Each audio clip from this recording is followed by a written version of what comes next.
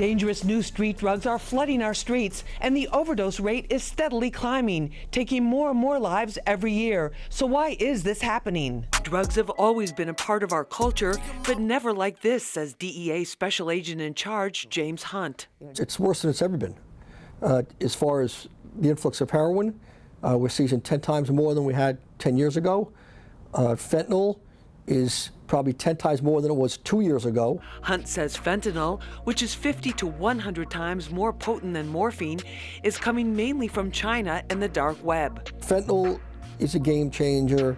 As bad as heroin, cocaine are alone, mixed with fentanyl, it's playing with your life.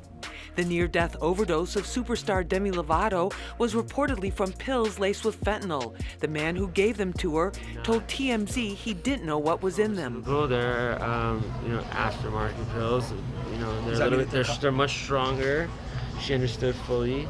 Emergency room physician Dr. Robert Glatter says fentanyl acts quickly. You basically lose the urge to breathe, carbon dioxide builds up in your bloodstream, and you can die from lack of oxygen. Hunt says fentanyl has found its way into K2, which is marketed with brand names and colorful packaging to appeal to teens and cause many overdoses. It's often called synthetic marijuana, but he says that's false advertising and a marketing gimmick.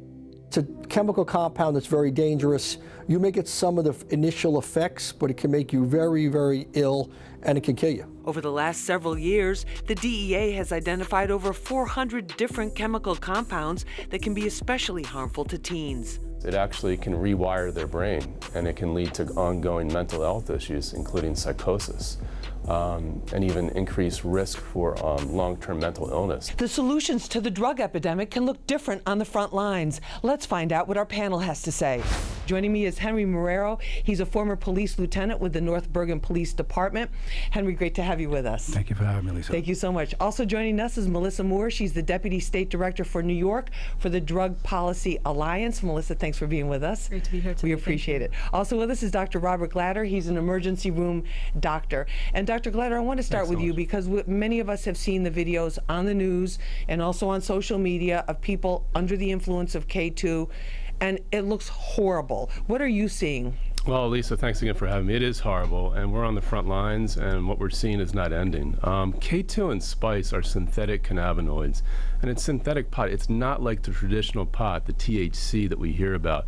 Normally THC, which is the active ingredient in marijuana, cannabis, makes us mellow, it makes us relaxed. But the K2 and the spice, the synthetic types of cannabinoids, make us anxious, almost psychotic, and it takes people out of their normal state of consciousness and causes so many problems medically, including elevated heart rates, nausea, vomiting, dizziness, stroke-like symptoms, can even lead to kidney failure. So it's really an unknown. These synthetic materials are synthesized in the lab, and often what happens is that it's sort of a hodgepodge. It's people just kind of figure out what they can put on these basically these leaves, these dried leaves that would plants induce which are not these are marijuana, plants, right? Right. This is not marijuana. Right. And even though they market it that way. That's right. And see what, in other words, what they can promote to the public and sell. It's like playing Russian roulette. You don't know what you get every time a batch is made, and you're really playing with your life. I would say in the last 6 months, we continue to see, clusters of this among homeless people, even teens, people in their 20s, 30s, and they're experimenting. They just haven't gotten the message out or understand the message that how dangerous this substance is. Henry, wearing your police lieutenant hat here, the head of the DEA said to me that with the K2, as Dr. Glatter said, he goes, they're basically taking any kind of plants or leaves that they can. They're getting sprayed with all sorts of different chemicals. It's whatever people want to put in it, basically, and that the idea is to make it marketable and palatable to a new generation, so they're actually building their base. But what have you seen with that? Well, what we were talking about before was in the back, we had a conversation regarding the packaging of it. Basically, it's very nice, it's very shiny, it has a very nice name, and it attracts the younger generation of people. It's nothing natural about it, obviously, with the basically, the pesticide could be anything. They're even talking about rat poison being mixed Was in found with in some of them, right. and some of them. So you don't know, like he said, what batch you're getting. So my point of view is this: you have to come back. You got to go into those areas, into those communities, and go into those bodegas that are selling it, because they're selling it as incense and potpourri. Right, and it says not for human consumption, not for but human the package consumption. has, we saw one package that had like Scooby-Doo on it. Scooby-Doo, You know- we were talking about the names. There's over 600 names. There's 150 synthetic type of chemicals that you could put on this. So I mean, it's pretty dangerous at And this pretty point in time. You don't even know what you're taking. You don't know what you're technically. getting, basically. Exactly. Every batch is different. Melissa, What you just what do you- mentioned, I'm sorry, go but ahead. rat poison is what we're seeing, where people coming in with bleeding from their nose, bleeds in the brain.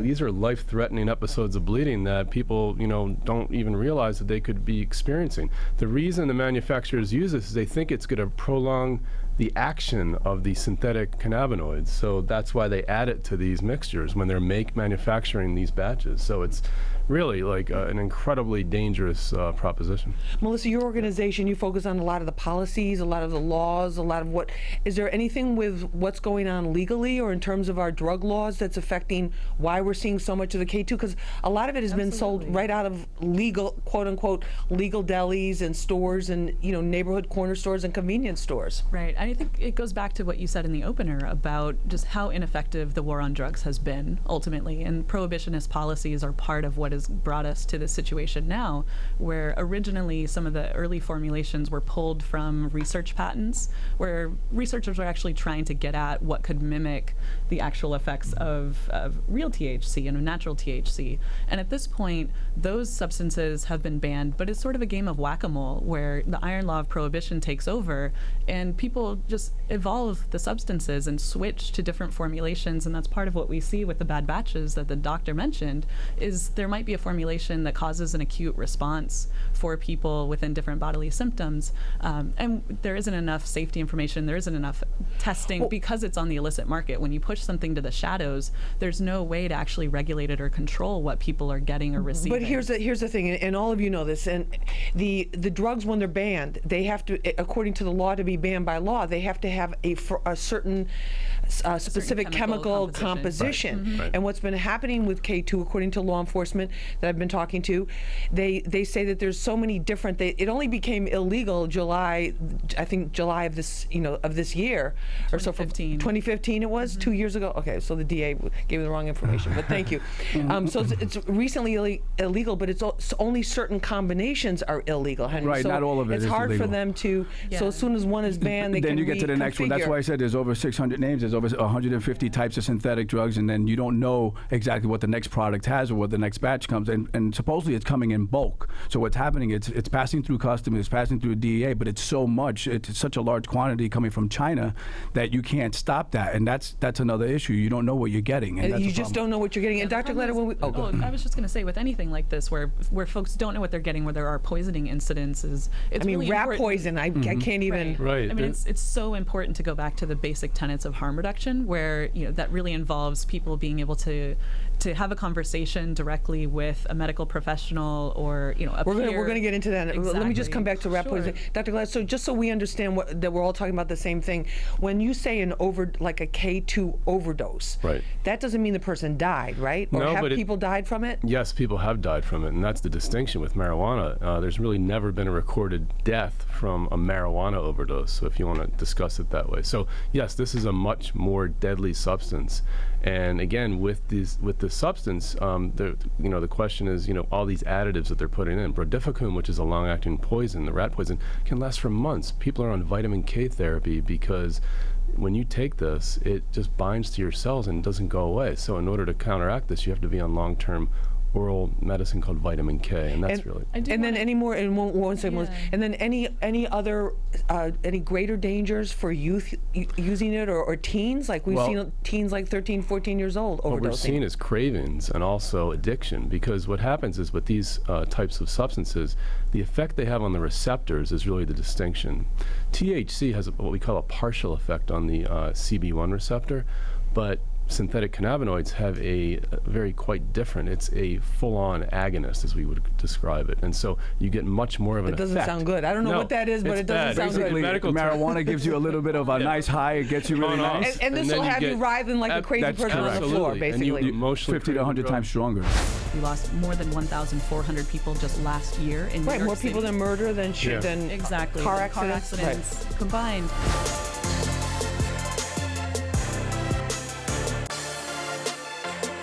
Henry, in terms of the demand, the many law enforcement say no matter how many arrests are made, no matter how many seizures and press conferences we see with all the drugs out on the table and the bricks and all of that, it can't stop what is happening. Is that true or false?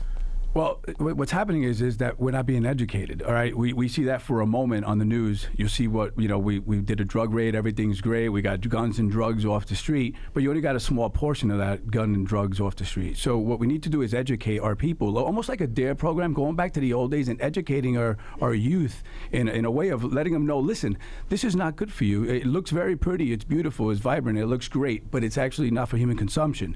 And then I think education is the key to letting everybody know what's going on in our communities, because again, that's a 10-second, episode on the news that tells you, hey, Right. this is we did this for today, but then it's all over. You understand? So we need to, once we implement the law as well, too. We were talking about this before. Once we implement the law, we need to focus on that law and then actually keep going after that. Like focusing on it. As one piece of a bigger comprehensive plan, or Yeah, it should be like, all right, so like if we're focused on something, you know what I mean, there's other avenues of escape, so we have to do all of it. We just can't say, here's your money, and then walk away from it. We have Right. to continue to follow up everything that we do. Melissa, what's different now about what's going on in terms of the demand? Well, I think, a lot of it comes back to the fact that marijuana is prohibited in New York and in other parts of the country. Which is where we're expected seeing- has changed some places Which and is- expected to change. Right, it's shifting really rapidly, but in this moment, I think people are trying to navigate that. And you have folks who are self-medicating, who are dealing with trauma or with psychological or physical pain, and are trying to escape that for a moment or find a way to navigate it for themselves. And so sometimes they're using these synthetic cannabinoids instead of marijuana in case they're subject to drug testing, for example, for social services or for other things, where they're actually trying to follow the letter of the law and deal with the other things that they have going on in life, right? So it begs the question, if we know that a significant portion of the population are using more dangerous chemicals because of that, why are we to pass a drug test. to pass a drug test? What Why are irony we is putting there them there? in that situation? Exactly. So when we know that people are having these acute responses when they're trying to sort of navigate the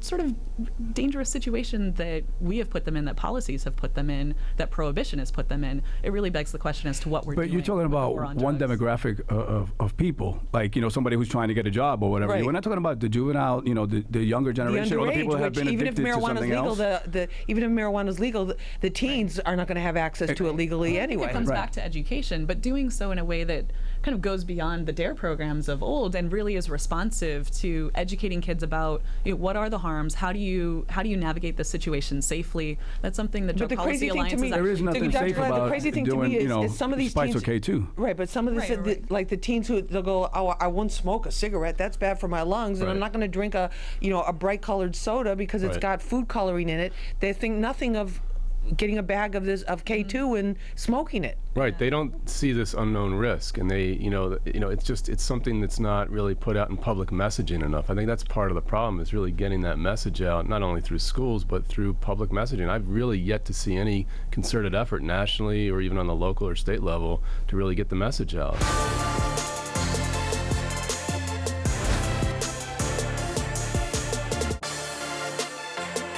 Melissa, one of the proposals, I don't know if it's already in effect here in New York City, is this idea of these safe consumption centers. What exactly are those? That's right. It's first and foremost a place where you save lives. You know that people are using, we see it all the time in fast food restaurant bathrooms, in parks, other public places. Just because we've told people and put a law around using these substances, people are using for a lot of different reasons.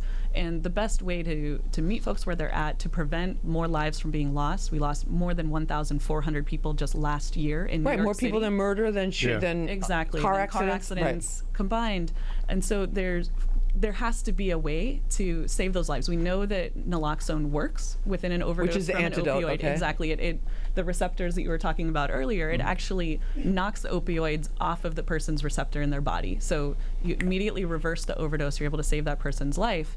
And people can't recover if they're dead. Right. This is something that consistently people who used to use drugs who we work with and who still currently do say really, really time and time again. And so in those communities where you actually do have a lot of public use, you have syringes being discarded in So public basically, places. somebody who has a Schedule I illegal drug, which is a Class A felony just for possession, can go into a space that the city is providing, The city wouldn't be providing it. It would be either that city's contracting but paying for it. no, the city wouldn't put any money toward it whatsoever. Really? No, The city allows no it, funds. so somebody can go in there and actually shoot up with illegal drugs. So it's But who it's- funds it? it's Who funds it? Who Like, funds who it? funds it? private donors and philanthropists. But the at this government point. implemented it. Doesn't Governor Cuomo? Didn't he have he wanted to do I think it was safe the mayor. houses? De Well, what do Blasio. you De think about the- Blasio. what do you think? Let me There just hasn't ask been you, any what funding do you coming. think about the concept just to begin with? All right. First of all, your piece on the Mount Haven, The needles in the park. the needles in the park. That to me is out of control because it's happening obviously in our inner cities, right? So 5,000 needles in a park where children play is absolutely absurd. We need to go back to the old community policing. Instead of putting injection boxes, and that's a good thing as well. I understand In that you want to theory, try. In theory, it is. But how about cameras? How about more police patrols? All right, because when the lights go Which down, they when the sun ended up goes doing down. after our story, right? Well, of course, they're going to do it for a little while and then they're going to go away. It's only a temporary fix. It's a Band-Aid to a bigger problem. So that has to go back to the old school days. And now, they put cameras everywhere else in the inner city for speeding and all these other things. How about putting them in the parks at night? If you see somebody out there, you're in the 4-0, go out there and then, not crack down because you can't really crack down on it. You're not going to victimize already somebody who has an addiction problem. You know what I mean? But at least you can get them some help.